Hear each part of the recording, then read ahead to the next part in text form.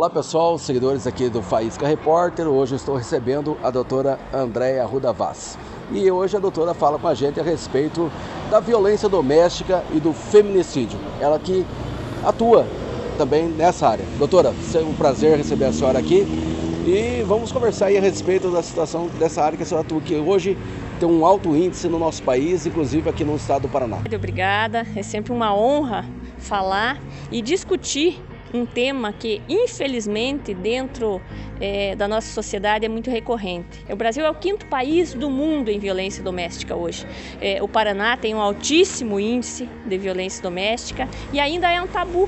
Por quê? Porque nós não discutimos, a sociedade não discute a violência doméstica, a sociedade não discute o combate à violência doméstica. Muitas vezes nós não temos uma rede de apoio adequada para essas vítimas, né? Então nós precisamos de políticas públicas de ampliação da rede de apoio, do atendimento especializado, delegacias funcionando 24 horas por dia, delegacias da mulher, porque veja, aonde que acontece, Faísca, o maior índice de violência doméstica? Nos finais de semana, nos feriados, nas madrugadas, ou seja, quando o agressor está em casa, no seio da família. O índice de homicídio qualificado com o feminicídio, qual seja, né, pelo simples fato dela ser mulher, também acontece nas madrugadas, nos finais de semana, nos feriados, durante as férias. Então nós temos que ter delegacias 24 horas funcionando, nós temos que ter locais para receber essa mulher, os seus filhos, a sua família, nós temos que ter orientação.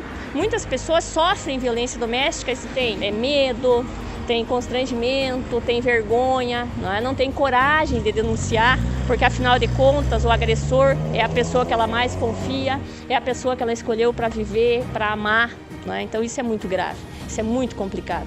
E hoje nós, infelizmente, nós todos os dias nos deparamos com estatísticas. Ontem nós tivemos a situação enigmática aqui em nosso fórum, em Cândido de Abreu, de uma morte violenta, uma morte cruel, uma morte arquitetada, planejada, em que o homem se sentia dono da mulher. Nós temos que mudar essa perspectiva da sociedade, nós temos que perceber que a mulher não é dona de ninguém e nem o homem é dono de ninguém. O ser humano não é propriedade de ninguém. O ser humano ele nasceu para ser livre, para ser feliz, construir a sua vida, desenvolver as suas subjetividades, os seus sentimentos. E esta perspectiva, essa cultura, Faísca, nós temos que mudar.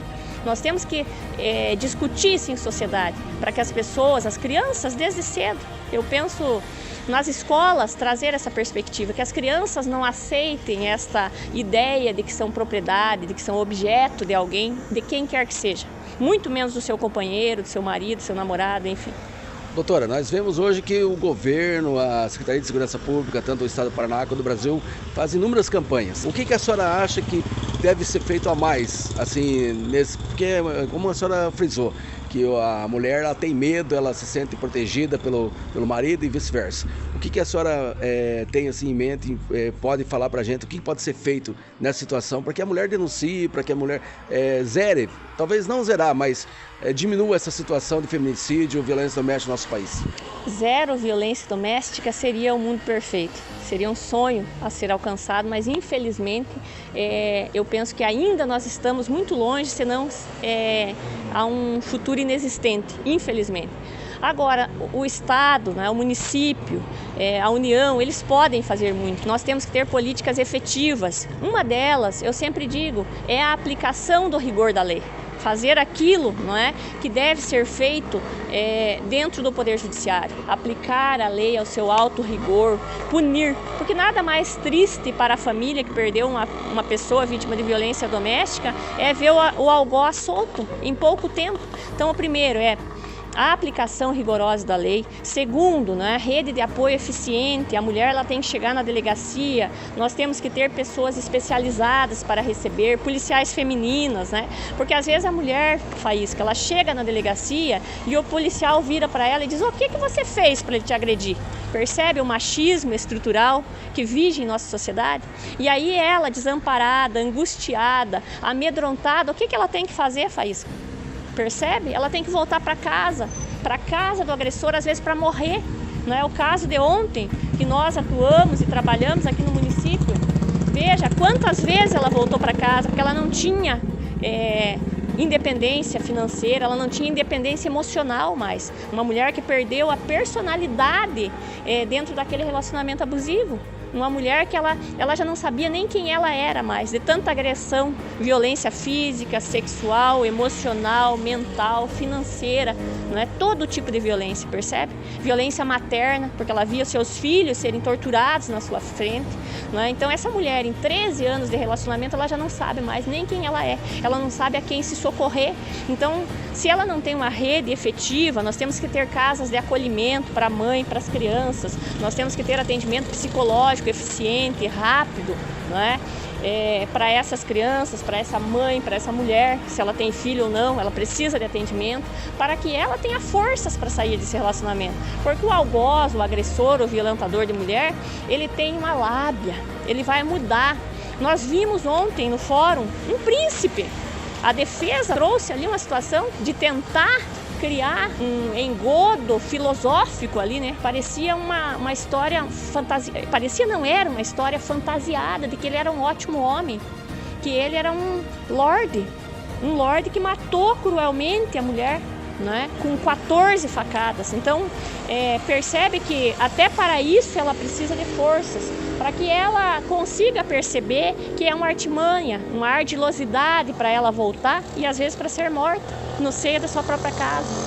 Então, políticas públicas são necessárias cada vez mais. Doutora, e se a senhora quiser falar mais alguma coisa a respeito, mais alguma na atuação da senhora nesses casos, mais profundo, pode falar.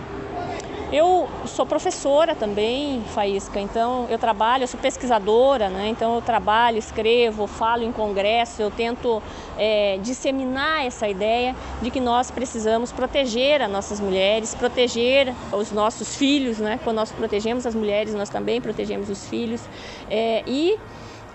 propiciar. Não adianta a gente falar também, nós temos que cobrar do poder público, não é? Medidas efetivas, atendimento rápido, atendimento eficiente, estrutura que consiga atender todas as mulheres. Às vezes nós vemos mulheres, a efetividade, Faísca, eu esqueci de falar algo muito importante, a medida protetiva.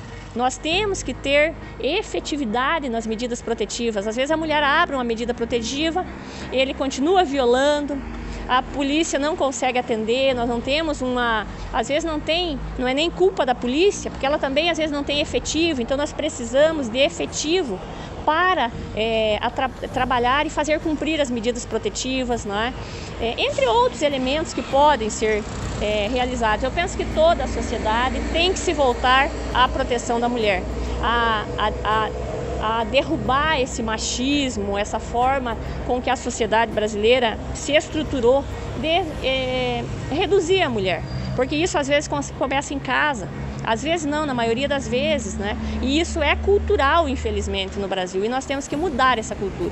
Então, e mudar a cultura demora, infelizmente, e depende de toda a sociedade, depende de todas as pessoas, do Estado, da comunidade, da igreja, né? Da família, né? Enfim, de todos. Todos nós temos que buscar dias melhores com menos mulheres agredidas, porque infelizmente nesse momento a cada 2 minutos 5 mulheres são agredidas, Faísca, no Brasil. Doutora, seria então o Estado, essa medida protetiva, como a senhora mencionou, falha, né?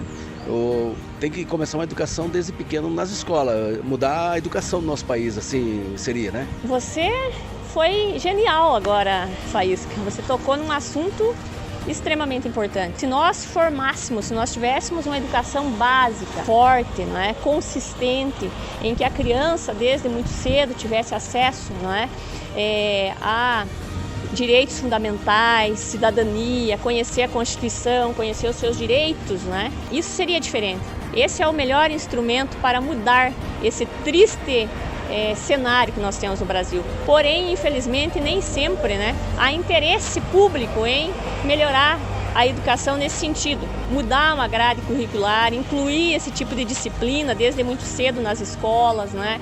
Se criar políticas públicas de conscientização dentro da escola, porque às vezes a criança ela vê a violência doméstica dentro de casa, ela é orientada, ela é alienada para não falar dessa violência, então ela também é agredida. Pode ser que ela não seja a criança agredida fisicamente, mas emocionalmente ela está sendo agredida, quando ela vê a mãe sendo agredida, quando ela vê os irmãos sendo agredidos. Então, a educação, com certeza, Faísca, é o caminho para mudarmos esse cenário, é o principal caminho, inclusive. Mais algum ponto, doutora, que a senhora queria esclarecer? Eu acho que é isso. Estou à disposição, agradeço a sua disposição, a sua generosidade em nos ouvir neste tema que é tão importante e tão necessário, e me coloco à disposição de você, da comunidade de Cândido de Abreu também, para falarmos desse assunto, para disseminarmos, né, esta cultura de combate à violência doméstica no país. E quando eu falo em combate à violência doméstica no país, eu sempre digo, Faísca, que é no município que as coisas acontecem. É aqui no município que a nossa vida acontece. Então é extremamente importante também que o município tenha políticas públicas de combate, né? Campanhas, enfim, de disseminação da rede de apoio, né? Enfim, dos direitos da mulher. Às vezes a mulher ela nem sabe que ela tem direitos. Ela nem sabe, não é, que aquilo é um excesso, aquela prática, às vezes, abusiva dentro de casa, e ela acha normal, porque ela não tem informação. Porque o nosso índice de educação, infelizmente, no país é muito baixo, né? Então, e isso reflete também nos índices, diretamente nos índices de violência doméstica. Estatisticamente comprovado que não está livre. A mulher que tem uma maior escolaridade, vou deixar claro, tá, país, ela não está livre da violência doméstica, não é isso. Mas o índice reduz bastante, porque ela tem condições, ela tem independência, ela tem conhecimento dos seus direitos, né? Enfim, dos limites, né?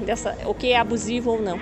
E a mulher com menos escolaridade, com menos conhecimento, ela não sabe, às vezes, que ela está sendo abusada, ela não sabe que ela está sendo violentada emocionalmente, enfim, ou em outros elementos. Só podendo, mas talvez não saiba, porque no meio familiar é comum, né, doutora, essa situação, assim, na convivência, como ela cresceu, né?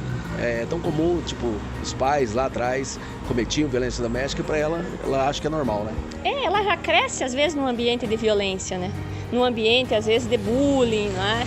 E ela acha normal. Por isso que a educação, quando você citou a educação, você foi genial, repito. Porque se a criança cresce num ambiente com educação nesse sentido, ela já sabe que está errado. Ela já chega na escola, ela já fala para a professora.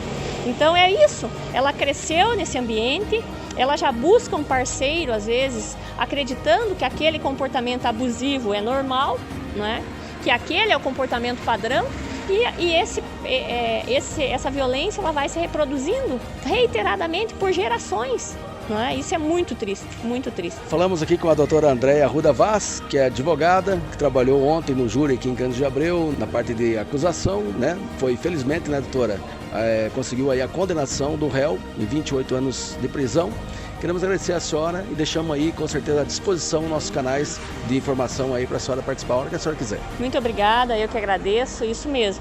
Condenação por homicídio qualificado, com feminicídio, com todas as qualificadoras, não é? E com o máximo de pena possível ali dentro daquele cenário, acolhidas todas as nossas teses, né, de crueldade, de feminicídio, enfim, todas as qualificadoras que estavam em jogo ali no plenário do júri foram acolhidas, graças a Deus. Eu, como assistente de acusação, eu fico com o coração em paz, embora, né, a vítima não volte, ela não tenha uma segunda chance, infelizmente, mas pelo menos nós temos a sensação, né, a família, ela fica com a sensação de justiça, né, com esse acalento, porque nada mais triste seria do que uma injustiça, uma pena muito baixa, né, o não reconhecimento, eventualmente, das qualificadoras, né, desse crime bárbaro. Então isso seria muito triste. Por isso que eu falo, sabe, a justiça, fazer justiça, aplicar o rigor da lei também é muito importante, porque isso também educa, Faísca, educa e muito a sociedade. Obrigada, só tenho a agradecer.